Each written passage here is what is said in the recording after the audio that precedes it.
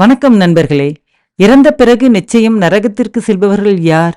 சாணக்கிய நீதி என்ன கூறுகிறது? சாணக்கியர் பண்டைய இந்தியாவின் மிகச்சிறந்த பொருளாதார நிபுணர், அரசியல்வாதி மற்றும் தத்துவ ஞானி ஆவார். வாழ்க்கையின் அனைத்து விஷயங்கள் மீதும் அவருக்கு ஒரு கண்ணோட்டம் இருந்தது. மரணத்திற்கு பிறகு ஒருவர் சொர்க்கத்திற்கு செல்வதா அல்லது நரகத்திற்கு செல்வதா என்பது அவர் வாழும்போது செய்யும் செயல்களால் தீர்மானிக்கப்படுகிறது. சாணக்கியர் தனது சாணக்கிய நீதியில் சில விஷயங்களே அறிவுறுத்துகிறார். சாணக்கிய நீதிப்படி இந்த 4 தவறுகள் செய்பவர்கள் இறந்ததற்கு பிறகு நிச்சயம் நரகத்திற்கு செல்ல நேரிடும். எந்த 4 தவறுகள்?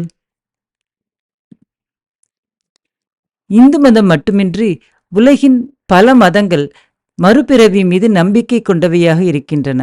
அதன்படி ஒரு நபர் தனது முந்தைய பிறவிகளில் செய்த பாவம் மற்றும் புண்ணியங்களின் பலன்களை இந்த ஜென்மத்தில் பெறுகிறார். எனவே ஒரு மனிதன் எப்போதும் தனது செயல்களில் மிகவும் கவனமாக இருக்க வேண்டும். இல்லாவிட்டால் இறந்த பிறகு அடுத்த பிறவியில் துன்பப்பட வேண்டியிருக்கும். முதல் நபர் தீய செயல்களை செய்பவர்கள். ஒரு தீயவன் இறந்த பிறகு நிச்சயம் நரகத்திற்கு செல்கிறார். உறவினர்களை வெறுப்பவர்களையும் பெரியவர்களை அவமதிப்பவர்களையும் சாணக்கியர் தீயவர்கள் என்று கருதுகிறார். கர்ம வினையால் பெற்றோரை காயப்படுத்துபவர்கள் நரகத்திற்கு செல்கிறார்கள். கெட்ட செயல்களை செய்பவர்கள் கெட்ட குணம் கொண்டவர்கள். மற்றவர்களை சித்திரவதை செய்பவர்கள் நரகத்திற்கு செல்வார்கள் என்று சாணக்கியர் கூறுகிறார். பிறரை துன்புறுத்துவர்கள் வாழும்போதும் சரி, வாழ்க்கைக்கு பின்னும் சரி, மகிழ்ச்சியாக இருக்க மாட்டார்கள். அவர்கள் ஏதாவது ஒரு வடிவில் கஷ்டப்பட வேண்டியிருக்கும். அடுத்தது, பெண்களை மதிக்காதவர்கள்.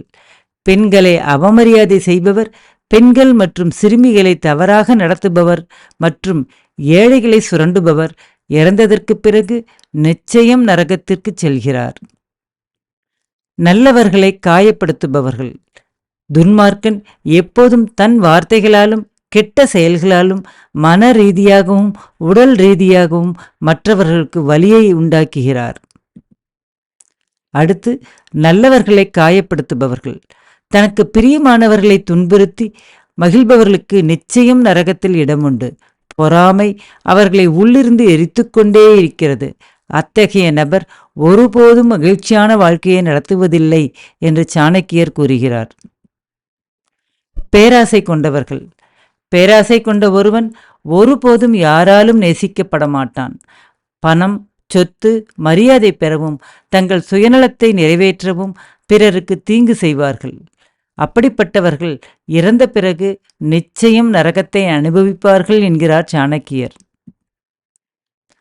சாணக்கியர் கூறியவர்கள் தவிர நரகத்திற்கு செல்ல தகுதியான நபர்கள் வேறு யாராவது இருக்கிறார்களா? உங்கள் கருத்துக்களை கீழே பதிவிடவும். நன்றி, வணக்கம்.